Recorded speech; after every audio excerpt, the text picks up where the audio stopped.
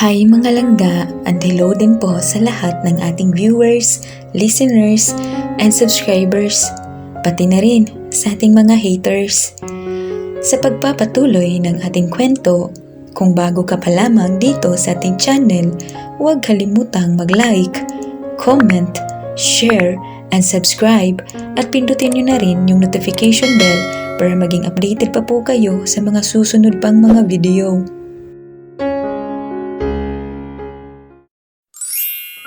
Tunghayan po natin ang ika-12 kabanata ng Mafia Queen, My Wife. Monica's point of view. Monica, may baby! Napaigik ako nang biglang may dumamba mula sa likod ko dahilan para mabitawan ko yung maletang bitbit ko. So, bunso, buti naman at nagsawa ka na kakaaral sa Amerika. Na-miss mo ba ako, ha? Bulong niya sa akin. Sumimangot lang ako at pilit na inilalayo siya sa akin. Kuya naman, parang kang bata. Tinutulak ko pa din siya pero mas lalo lang humigpit yung yakap niya sa akin mula sa likod. Nasasakal ako, kuya, isa. Bunso naman eh. Nagdalaga ka lang, naging masungit ka na. Hindi mo ba ako na-miss, ha? Di mo na-miss si Kuya Marco mo, ha? Ano na, bunso, di mo ba ako na-miss? Inalog-alog niya ako kaya napalunok ako. Nahihilo ako, shit. Bunso, huwag ka nang bumalik ng Amerika. Dito ka na lang. Wala akong kasama sa mansyon bukod sa alphabet agents mo na wala namang ibang gawin kundi kulitin ako. Ngumiwi ako. A, B, C, D, E, Z, hindi alphabet agents, kuya. Tsaka, pwede ba? Ikaw nangungulit sa kanila? Sinumbong ka nila sa akin kahapon. Tinaasan ko siya ng kilay. At ikaw naman, kuya, kung kailan ka tumatanda, tsaka ka naman nagiging isip bata. Hindi naman buwisit talaga yung mga yun. Bubulong-bulong niyang sabi. Umiling na lang ako. Marco! Umalis na si Kupal. May aasikasuhin daw siya sa bahay. Nahinto yung lalaki sa pagsasalita pagkakita sa amin. Namula yung pisngi ko nang pasadahan niya ako ng tingin mula ulo hanggang paa na tila ini-examine niya ako. Pagtutuloy niya sa sinabi niya at saka lumapit sa direksyon namin. Ang lakas ng dating niya kaya kahit simpleng shirt at jeans lang ang suot niya. Oh! Umalis na agad yung Kupal na yun? Binitawan ako ni kuya at hinawakan yung kamay ko. Hindi ako makatingin ng diretso sa kanya. Nga pala bro, si Monica, baby girl ko. Monica, si Kian nga pala, tropa ko. Inabot niya sa akin yung kamay niya habang nakangiti kaya humugot ako ng hangin bago pigil ang hiningang tinanggap ang kamay niya. Naramdaman ko ang kuryenteng tumaloy sa buong sistema ko at hindi ko mapigilang hindi ngumiti. Pakiramdam ko na mula yung buong muka ko dahil doon. Hi, I'm Kian Verdan, 23 years old, virgin, single and still available. Napaawang yung labi ko dahil sa sinabi niya. Ano? Pinupormahan niya ba ako? Eto na ba yung sinasabi nung malandi kong pinsan na flirting? How about you? Sabay ngiti ulit kaya naglitawan ang dimples. Hindi pa ako nakakapagsalita nang biglang hampasin ni kuya ang kamay namin kaya napahiwalay kami ng hawak sa isa't isa. Pinaningkitan niya kami ng mata. Hoy! Umayos-ayos ka dyan, Kian Tigilan mo tong kapatid ko at baka mapatay kita dyan. Tas bigla niya akong kinurot kunwari sa bewang kaya natatawa akong napaisod-isod. At ikaw, isa ka pa. Kauuwi mo lang galing Amerika, boyfriend agad hanap mo? Naiintindihan ko naman na gusto mong maging mafia queen pero wala sa usapan na haharutin mo agad ang mafia king. Nanlaki yung mata ko dahil sa sinabi ni kuya. Ito? Itong mahangin na lalaking to ang mafia king? Kuya naman. Pasimple kong kinurot si kuya. Panay naman ang ouch, aray. Daam kuya. Who says I still want to be a mafia queen? That's when I was a little girl, So? Namusa siya tsaka ngumiti na tila pati mata kasama na sa pagngiti niya. You want to be my queen? Is that it? No, I don't want to be a queen anymore. Sinabi niyang tigilan mo baby sister ko Sasagot pa lang ako nang biglang mag-iba ang lugar at ang mga bagay-bagay sa paligid ko. Pamilyar sa akin to. Pakiramdam ko nanginig ang buong katawan ko dahil sa malakas na pagtibok ng puso ko. Hindi. Gisingin niyo na ako please. Wake me up now please. Kuya please wake up. Napahinto ako sa pag-iisip nang marinig ko ang pamilyar na boses. Garalgal at umiiyak. Kuya Marco please. Just for today. Makinig ka naman sa akin please kuya. Wake up na! Don't you wanna see me again, kuya? Tilingon ko yung babaeng umiiyak. na nasa likuran ko, and there, I saw myself, crying while hugging my brother's body. I looked so helpless, fragile, and worst, weak. I saw myself from 6 years ago, mga panahong hindi pa ako ang nasa itaas, mga panahong mahina pa ako, mga panahong gusto ko na ding sumunod sa kanila. Napapikit ako, nakakatawa, pinanonood ko yung sarili ko, yung mahinang ako. Tumatawa ko pero bakit tumutulo yung luha ko? Stop crying, Monica. It's already 6 years past. Why are you still crying? Why are you still mourning for your brother's death? Why can't you move on? Fucking bullshit. Pagdilat ko ay nakita kong nasa harap ko na si kuya. Ako na ang nasa pwesto ng pinapanood ko kanina. This is exactly what happened. Exact place, exact position, and exact people. Hey! Pilit niyang inabot yung pisngi ko pero hinawakan ko na lang ang kamay niyang yun. Ang damit kong kulay puti na niregalo niya sa akin ng araw na iyon ay unti-unting naging pula dahil sa tuloy-tuloy na agos ng dugo mula sa katawan niya. Kumawala ang mahinang tawa sa labi niya. Stop crying, Sisi. Pumapangit ka. Gusto kitang hampasin. Gusto kitang batukan. Gusto kitang kutusan, kuya. Paano mo nagagawang tumawa, kuya? Paano mo nakukuhang ngumiti? Bakit ganyan ka? Bakit, kuya? Bakit? Palakas ng palakas ang palahaw ko habang yakap-yakap ko siya. Naiinis ako dahil umiiyak ako at tumatawa ka. Kuya, please. Wala na si mami. Wala na din si daddy. Halos hindi ko na maintindihan ang sarili ko dahil sa sobrang garalgal. Mixed emotions are flowing into my body. Hatred, pain, and sadness. Don't do this to me, kuya. Please, don't leave me. Please. I'll be a good girl now. Hindi na ako aalis ng bansa. I'll stay here for good. Sasamahan kita sa mansyon. Movie marathon tayo. Videoke.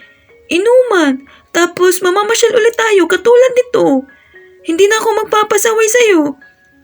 Just do it with someone else. Hinawakan niya ng mahigpit yung kamay ko. Hindi na kita masasamahan. Anya sa mahinang boses. Umiling-iling ako.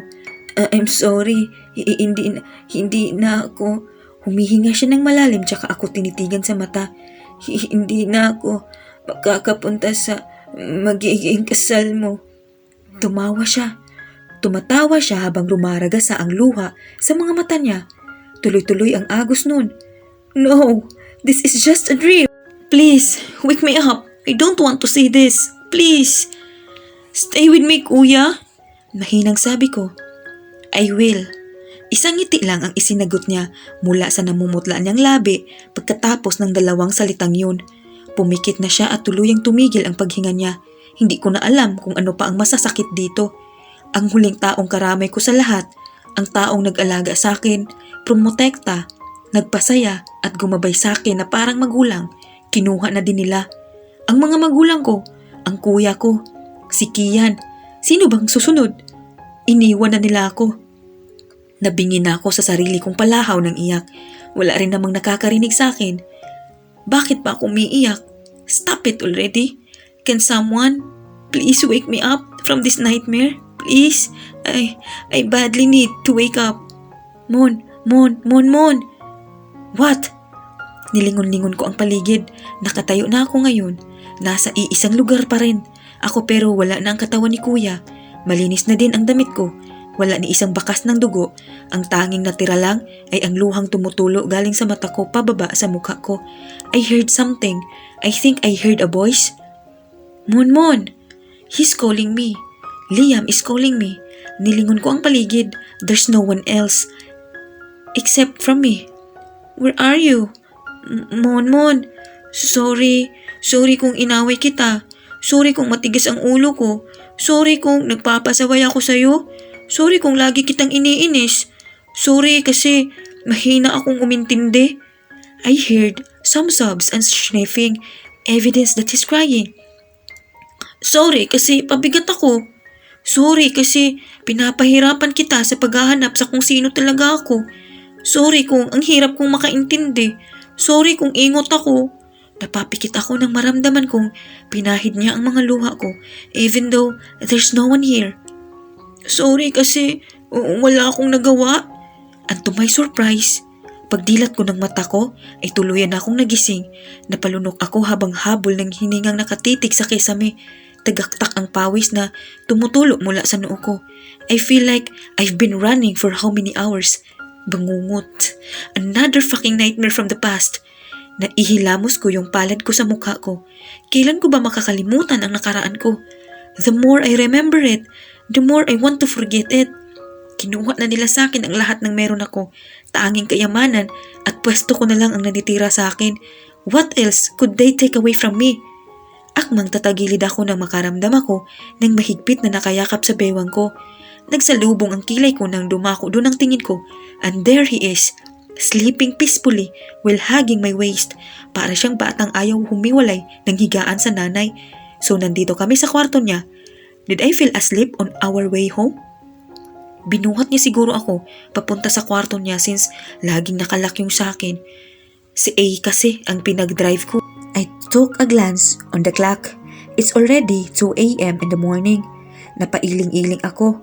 I remember him apologizing earlier while I'm asleep and seeing him sleeping while frowning with a flowing tears down to his cheeks. What the fuck? I whispered right after I saw his wet face out of tears. So, he really cried while apologizing? Napaawang yung labi ko. Wow, he's sincere. So childish. Kunting away, iiyakan niya. How cute. I secretly smiled. Pinunasan ko ang luha niya at saka hinaplos ang buhok niya. Nawala ang kunot sa noo niya at maaliwalas na ang mukha habang tulog. Now that I'm looking at his face, he doesn't really look like a dangerous person, neither an illegal something. Hindi kaya nagkamali lang si B? But it's very clear. Nakita na ni B ang profile niya yet may kung sinong nagtatago noon pero bakit? Bakit nila itatago? Sinabi nila sa akin ang natuklasan ni B at kung bakit na-aksidente si B. She's a hacker and maybe the system of the group database that she hacked got triggered dahilan para matrace siya. Pero ang hindi ko maintindihan, kung natrace siya at may coaching sumusunod sa kanya, why did a gunman suddenly appeared and tried to kill B? And why did the other car help B? Oh God, I can't connect the dots. Kung parte ng isang pribadong grupo si Liam sa underground society, anong klaseng posisyon ang meron siya para itago at protektahan pa ang profile niya? Maybe he's an important person before he went missing. He can also speak in English. Sa tingin ko, whenever he's upset, some of his skills are coming back for a split of seconds. No, I don't wanna think about it just for now. I need to sleep. Umakma na akong hihiga ulit nang biglang umilaw ang cellphone ko. I checked the caller and answered it immediately after seeing Z's name on it. It's 2 a.m. in the morning, Z. I brushed my hair with my fingers. Why did you call? I heard her gulp, causing for me to frown. I already opened the wound of the body and I already got the bullets. What? Bullets, you say? Why bullets? I only saw one gunshot wound on that bitch who tried to kill Liam. Hindi ka maniniwala sa sasabihin ko, boss. Narinig kong sunod-sunod siyang lumunok. Nang buksan ko ang pinagtamaan ng bala ng baril, I only got 1 bullet. Pero nang titigan kong maigi, it's 5 bullets. It's just that. Magkakadugtong silang 5 at yupi-yupi na. It's like, bumulong-bulong siya saglit bago nagpatuloy magsalita. Binaril lang talaga siya sa iisang pwesto ng 5 sunod-sunod na bala. At dahil sunod-sunod ang putok, ay sunod-sunod din ang pagtama ng 4 na bala sa isang nauna, kaya nayupi silang 5 at nagmukhang iisa. My lips parted because of what she said. 5 bullets in just 1 location? Yun ba yung narinig kong 5 magkakasunod na putok ng baril? I can totally do that, but it's just only Liam and that girl in the room that time. How can that be even possible? And another thing na natuklasan ko, bossing, yung baril na ginamit sa pagpatay dito sa assassin na to ay nagmatch sa mismong baril na hawak niya. There's no other fingerprints in the gun except from the assassin's itself. Are you saying that she killed herself before trying to kill Liam? She's an assassin for fate's sake. How can an assassin kill themselves before killing their target? Pero boss, Bumuntong hininga siya. Kung hindi naman niya pinatay ang sarili niya, then who did it? Tatigilan ako sa tanong niya. Who did it? Nagsalubong yung kilay ko. Are you suspecting Liam? I took the copy of the CCTV footage inside the cinema room. Sandali siyang natahimik bago ulit nagsalita. Sa tingin ko, bossing, ikaw dapat mismo ang tumingin. Agent Z, point of view. Sa tingin ko, bossing, ikaw dapat mismo ang tumingin. Huling sabi ko at saka ibinaba ang tawag. Napahilot ako sa sentido ko. Madaling araw na pero heto ako at nasa mini laboratory sa condo unit ko. Hindi ako matahimik dahil doon sa katawan ng babaeng nandito sa bahay ko. Although, hindi pa naman siya naaagnas since may itinurok akong formula sa katawan niya para bumagal ang pagtigas ng laman niya. Tumayo na ako at nag-inat-inat habang naglalakad patungo sa kwarto ko tsaka diretsyong nahiga. Antok na ako. Feeling ko yung eyebags ko nakabawas na sa kagangasan ko. Si Posing kasi. Pero hindi talaga mawala sa isip ko yung napanood ko sa CCTV na galing sa cinema room. Kitang-kita sa CCTV kung paano bumulaga yung assassin mula sa gilid ng mga upuan na pinagtataguan ni Bossing L. Biglang tumayo si Boss L at walang kahirap-hirap na hinawakan ang kamay ng babae na may baril. Tsaka siya umikot patungo sa likod nito at doon itinutok sa puso ng assassin gamit ang sarili nitong kamay. Kita ko na may binubulong pa si Boss L sa tenga nito bago niya tuluyang kalabitin ng 5 beses ang gatilyo.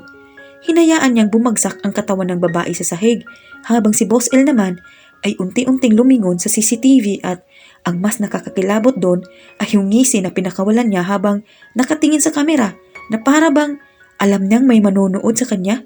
Pagkatapos nun ay humawak siya sa ulo niya bago bumagsak sa sahig at nawalan ng malay.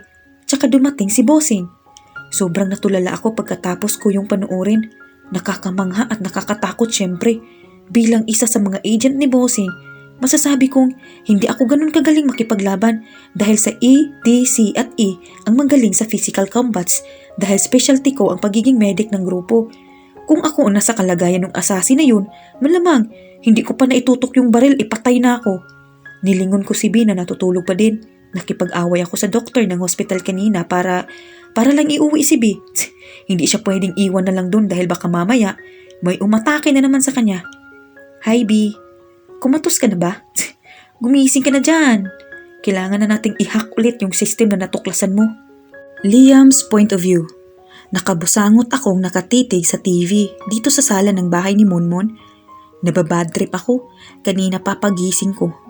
Nakakagigil kasi. Naiinis ako. Wala palang stage na palabas tuwing Sabado. Puro anime ang pinapalabas. Gusto kong sirain yung TV kaso madadagdag lang yun sa listahan ng utang ko kay Monmon. Wala nga akong trabaho. Kahapon pagising ko wala na si Monmon sa tabi ko. Hinanap ko siya sa buong mansyon pero si A lang ang nakita ko. Sabi niya may problema ng kaunti sa kumpanya ni Monmon kaya kailangan ni Monmon pumasok sa trabaho. Tapos si A ang mag-aasikaso sa akin. May pagkasalbahe yung si Monmon. Pinakasalan ako tapos iba ang utusan aasikasuhin ako. Anong klaseng asawa yun? Maghapon siyang wala kagabi. Si A tuloy ang kasabi kong kumain. Si A ang kasama kong manood ng cartoons. Si A ang kalaro ko sa gaming room. Si A ang nagturo sa akin mag-gitara. Gusto ko si Monmon, kasama ko ang dogan ni Monmon. Hindi yata narinig yung sorry ko nung isang gabi. Boss, nakabusangot ka na naman. Dumaan si A habang bitbit ang isang tray na may lamang gatas at isang platitong cookies. Merienda ka muna, boss. Paghapong nakakunot niyang noo mo. May lakad pa naman kayo mamayang gabi. Inlapag niya yun sa kaharap kong mesa kaya ngumuso ako tsaka ininom yung gatas at kinain yung cookies. Anong oras na? Tinitigan niya ako na parang nasisiraan na ako tsaka tumingin sa relo na nasa bisig niya. Dumighay pa ako ng konti dahil doon. Lah, mas masarap yung timplang gatas ni Monmon Monmon. 4:33 ng hapon, boss. Bakit? Bakit mo natanong? Di ka ba marunong magbasa ng relo? Tumayo ako at nag-cross arms kaya medyo napaatras siya sa gulat. Marunong! Sumimangot ako. Tinatanong ko lang. Mag-aalas 5 na. Wala bang balak umuwi yung amo mo? Sabay duro ko sa kanya. Di makapaniwalang tumawa lang siya. Lah, bakit ko tinatawanan? Katawa-tawa ba ako? Huminga siya ng malalim para mahinto sa kakatawa. Kung tawagin mo na lang kaya si Bossing. Umirap ako sa hangin dahil sa sinabi niyang yun. Ayoko nga. Pabagsak akong umupo, pabalik sa sofa, tsaka siya pinaningkitan ng mata. At bakit ko naman siya tatawagan? Hindi pa kami bati, di ba? Di pa ko nakakapag-sorry sa kanya. At isa pa, naiinis ako sa kanya. Pinalubo ko ang mga pisngi ko. Kababaing tao, hindi man lang aasikasuhin ang asawa. Bakit ba talaga niya ako pinakasalan? Display lang? Bakit boss?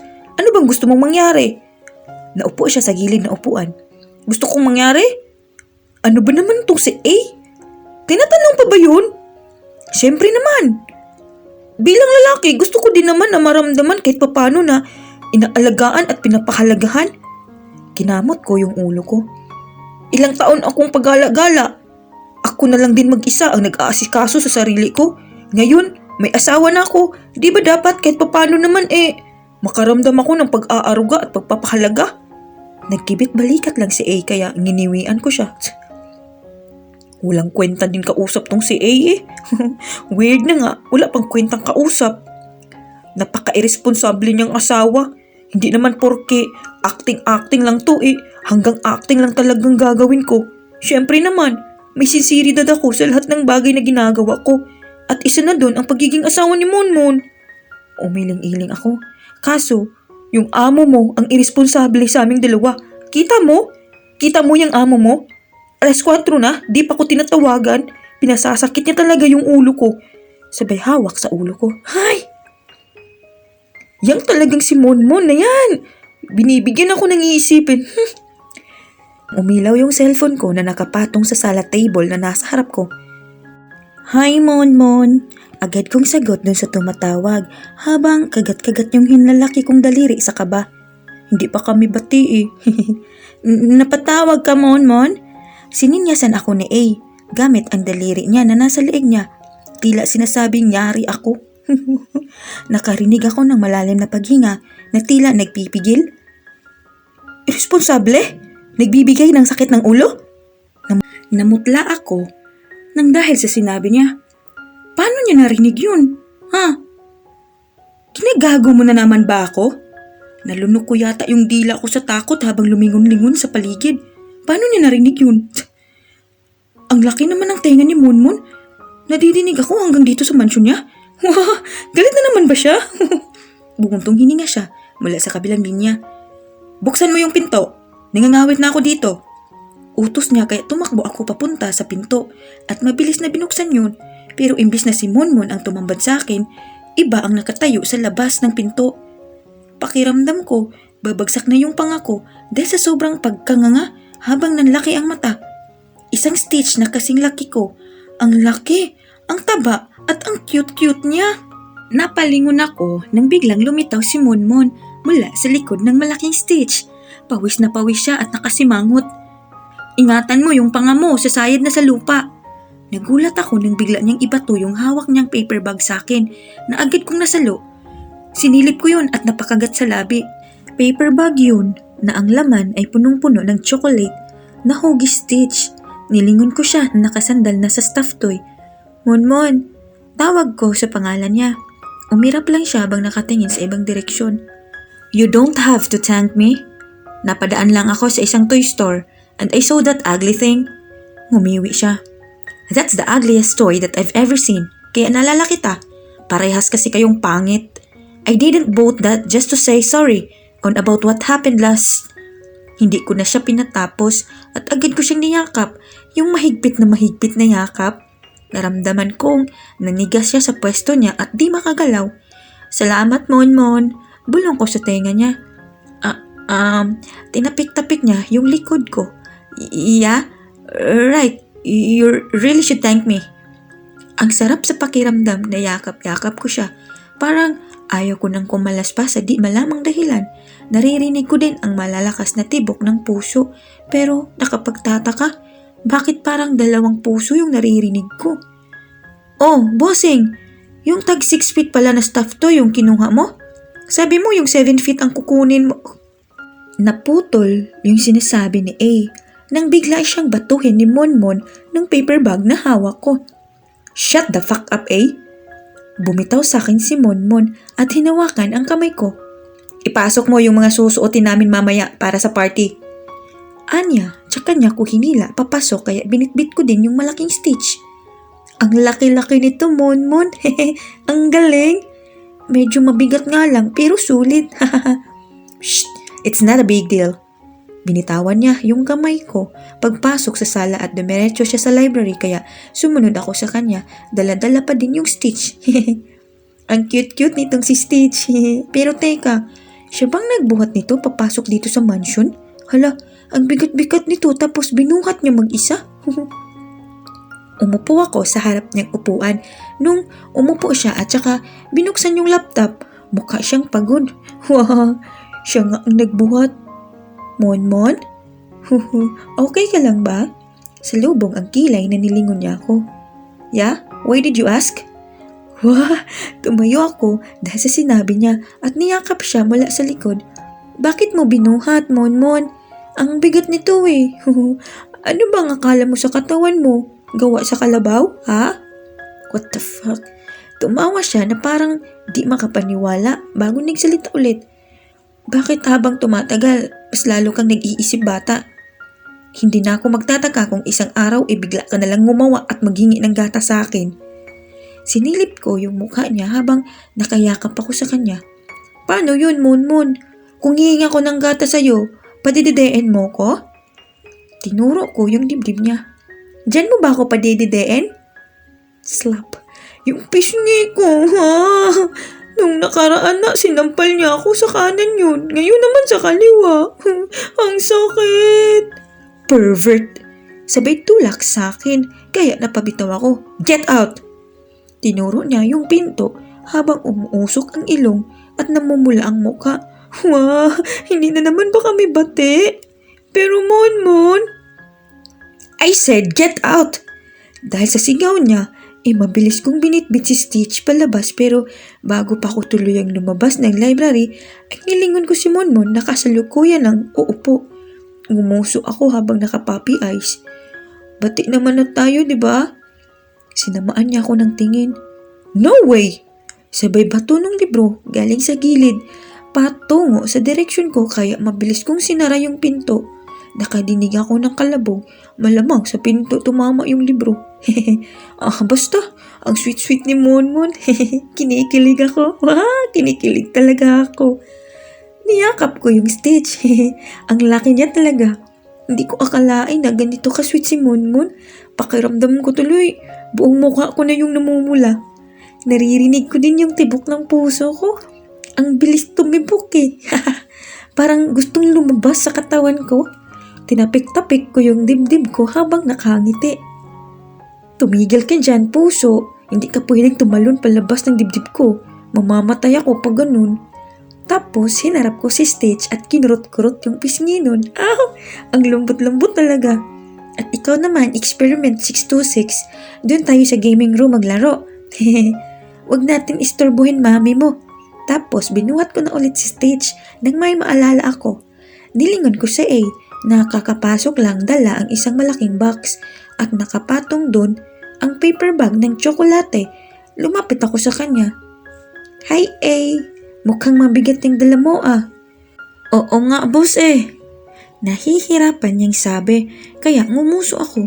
Kawawa naman si A. Sige, tulungan na kita. Ngumiti siya at nagpasalamat kaya kinuha ko yung paper bag at saka tumalikod na bit-bit si Stitch. Ayos lang A. Huwag ka nang magpasalamat sa akin, naiintindihan kita. Nang akala ko yung box bubuhatin. Bulong niya pero di ko masyadong narinig. Siguro magti-thank you siya. Ay, sabi nang wag mag-thank you eh. 6:00 na ng gabi, kasalukuyan akong nagbibihis ngayon. Pupunta na daw kasi kami ni Monmon dun sa sinasabi niyang party. Kaya ayun, binigay niya sa akin yung bit-bit ni A na box kanina. Damit ko pala, yung laman nun, yung sinukat ko nung nakaraan. Ang gwapo-gwapo ko naman. Navy blue na 3-piece suit yun. Unang beses na nagsuot ako nito, nung kinasal kami. Hindi ko lang alam kung nakapagsuot na ako nito bago ko mawala ng alaala. Sa loob nun itim na polo tapos may necktie. Kaso di ako marunong. Nakakainis. Nakarinig ako ng katok mula sa pinto. Bossing! Ready na si Bossing Monica. Naiinip na daw siya kakaantay sa'yo. La! Sabihin mo, wait lang kamo. Kinuha ko yung suklay at sinuklay ulit yung buhok ko. Nilagyan ko yun ng gel. Sabi ni Monmon, mamahalin daw yung gel na yun. Galing pang ibang bansa kaya konting-konti lang nilagay ko para tipid. Nag-aayos pa ako. Ano ba yan, Bossing? Panglimang balik ko na dito sa labas ng kwarto mo. Yan pa rin yung sinasabi mo? Di ka na matapos-tapos dyan Ngumuso ako dahil doon. Panglima na ba? Akala ko pang-apat pa lang Namali ba ako ng bilang? Kinuha ko yung pabango at inispray yun sa buong katawan ko. Naubo pa ako. Ang pait. Nasprayan yung bibig ko. Eto na. Kinuha ko yung necktie at yung cellphone ko na bigay ni Monmon tsaka nilapitan si Stitch at niyakap. Sandali lang kami ni mami mo Promise, babalik kami agad, okay? Ginalaw-galaw ko yung ulo nun na parang tumatango kaya ngumiti ako tsaka na lumabas. Nadatnan ko si A na nakasuot din pero kulay itim naman. Yung usual na suot nila pero hindi siya nakapalda ngayon. Nakaslacks siya na pambabae. Ngumisi siya tsaka ako pinasadahan ng tingin. Naks, nagpagwapo. Tinuro niya yung direksyong patungong hagdan pero di uubra yung pagpapagwapo mo kasi bad trip si Bossing. Ang tagal mo kasi. Ngumuso ako tsaka nag-umpisa ng maglakad patungo sa baba. Nakasunod naman siya sa akin. Pagkababa ko ay nakita ko siyang nakatalikod. Namanga ako dahil kahit nakatalikod siya ang ganda-ganda niya tignan. Nakasuot siya ng silver na long gown na may iilang butil ng diamante. Habang papalapit ako ay mas lalo na dagdagan yung pagkamangha ko sa kanya. Mon! Tawag ko sa kanya pagkababa ko sa huling baitang ng hagdan. Parang slow motion na lumingon siya sa akin at napangiti ako ng malawak dahil sa itsura niya. Tama nga ako. Mas nakamamangha siya pag nakaharap. Off-shoulder yun pero hindi common tignan. Mahaba ang likuran ng gown pero halata sa kanya na sanay siyang magsuot ng ganong klase ng damit at hindi niya maaapakan. Nakasuot din siya ng silver na mataas na sapatos. Nakadagdag sa ganda niya yung buhok na umaalon sa kulot pero hindi kulot na kulot Yung parang alon lang ng tubig ganon. Simple lang ang makeup niya pero elegante tingnan. Simple lang din yung accessories na suot niya. Silver na kwintas lang at bracelet tapos hikaw. Hinawakan ko yung tenga ko. Nag-iinit na naman. Ang ganda-ganda kasi niya kahit na magkasalubong yung kilay niya at masama ang tingin sa akin na tila papatayin ako. Patay? Lumapit ako sa kanya at hinawakan yung pisngi niya. Bakit ka nakasimangot, Monmon? Sinundot ko yung pisngi niya. Ang ganda-ganda mo, susuot mo. Pero lukot yung mukha mo. Plantsahin natin yan. Sige ka. Sabay, inunat ko yung noo niyang nakakunot pero tinapik niya lang yung kamay ko. Mahigit 2 oras na akong naghihintay dito. Tapos, tatanungin mo ko kung bakit ako nakasimangot? Hinatak niya yung necktie na nasa kamay ko. Are you fucking kidding me? Pinaghintay mo ko ng matagal dito, then you're not finished yet? Mon kasi. Di ako marunong magtali niyan. Ngumuso ako. Nabuhol nga sa leeg ko yan Kaya nga natagalan ako ng konti. Inirapan niya lang ako at lumapit siya ng gusto sa akin at inilagay yung necktie sa leeg ko. Nakatitig ako sa kanya habang nakaismid pa rin na inaayos yung necktie. Si Monmon, kahit na sobrang pasaway ako sa kanya, hindi siya nagsasawang asikasuhin ako Kita mo naman. Kahit na naiinis na siya sa akin, di pa rin niya ako pinapatulan. Tsaka, spoiled ako sa kanya. Lahat binibigay niya. Akala ko naman na meron siyang di magandang pinagdaanan bago niya ako makilala. Kahit di niya sabihin nararamdaman ko yun. Pero tulad nga ng sabi ni A, hindi magtatagal ay ikikwento din sa akin ni Monmon yun. Ang kailangan ko lang gawin ay maghintay. Why the fuck are you smiling? Nawala yung ngiti ko at napalitan ng pagmuso dahil sa angin ni Monmon. Pero hindi talaga mawawala yung pagiging high blood ni Monmon. Malapit na ba tayo, Monmon? Tanong ko habang nakatingin sa labas ng bintana. Kanina pa kami nakasakay sa limousine niya. Natatandaan niyo pa ba? Dito kami unang beses na nagkita ni Monmon. Di ko makakalimutan yun kasi akala ko babarilin niya ako noon. Ang sexy-sexy nga ni Monmon noon eh. Pero mas sexy siya ngayon. Shut up! Malapit na tayo. Nilingon ko siya. May maliit na box siyang hawak tapos may kumikinang doon sa loob. Akmang sisilipin ko nang bigla niya yung tinago sa likod niya tsaka ako sinamaan ng tingin. What are you looking at? Agad akong umiling-iling pero umirap lang siya. Sungit. We're here. Anunsyo ni A na siyang nagde-drive ng limousine. Nakita kong huminto kami sa tapat ng isang napakalaking hotel. Pakiramdam ko, tutulo laway ko, pagkanganga.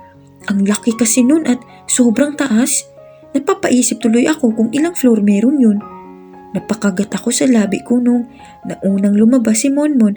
Sayang, gusto ko kasing ako muna tapos iikot ako sa kabila para pagbuksan siya ng pinto at alalayan bumaba. Parang yung mga nababasa ko sa Wattpad at napapanood sa K-drama, ganun. Sweet kasi para sa babae yung ganun. Kaso kay Monmon, parang hindi naman tumatalab yung mga ganung kilo sa kanya. Akmang bubuksan ko yung pinto sa tabi ko nang bumukas na yon ng kung sino. Nakita ko si Monmon na nakatayo. Nilahad niya yung kamay niya na parang inaalok ako kunin yun. Kaya namumulang hinawakan ko yun tsaka ako bumaba ng limousine. Nag-iinit yung pisngi ko. Wah, nakakahiya. Parang ako pa yung babae sa aming dalawa. Wala talaga akong kwentang asawa. Hinawakan ko yung kamay niya at nag-umpisa na kaming maglakad papasok nang magsalita siya. Always stay by my side. Wag na wag kang aalis nang hindi nagpapaalam sa akin. Majority of the people here wants to kill us both. They'll kill you first before killing me. Kaya dito ka lang sa tabi ko. Lagi. Tumango-tango ako and don't forget your phone. Wag na wag mo yang iwawala. Kung sakaling mahiwalay ka sandali sa akin or whatsoever, just contact me using your phone. I'll trace you right away. Napahinto ako dahil nabanggit niya yung salitang phone. Kinapakapak ko yung bulsa ko at napanguso, tsaka siya nilingon. Paktay, naiwan sa kotse. What? Naiwan ko sa kotse, Monmon. Pinatong ko sa pagitan natin kasi naiipit sa bulsa ko. Sorry, Monmon. Ngumiwi lang siya. Sorry na, Monmon. You're so stupid as ever. Hinatak niya ako pabalik pero pinigilan ko siya. What? Come on. Babalikan natin yung phone mo. Ako na, Monmon. Pinaghintay na nga kita kanina tapos babalik na naman. Andyan lang naman sa tapat yung sasakyan eh. Tsaka nandun naman si A. Sinamaan niya ako ng tingin kaya kinamot ko yung ulo ko. Mabilis lang ako, promise. Hindi ako magtatagal. Tinaas ko pa yung kamay ko na parang nanunumpa. Niniwian niya lang ako. Just make it fast, okay? I'll wait inside. Tumango-tango ako tsaka binitawan yung kamay niya at patakbong lumabas ulit. Naabutan ko yung nanagarilyong si A kaya gulat siyang tumingin sa akin. Oh boss, may problema? Umiling lang ako. Wala, may naiiwan lang. Tapos pumasok na ako ulit at kinuha agad yung phone pero nahagip ng mata ko yung box na tinitignan ni Monmon kanina. Kinuha ko din yun. Naku-curious ako sa laman nun kasi kumikintab. Kaya binuksan ko yun at nanlaki ang mata. Wow!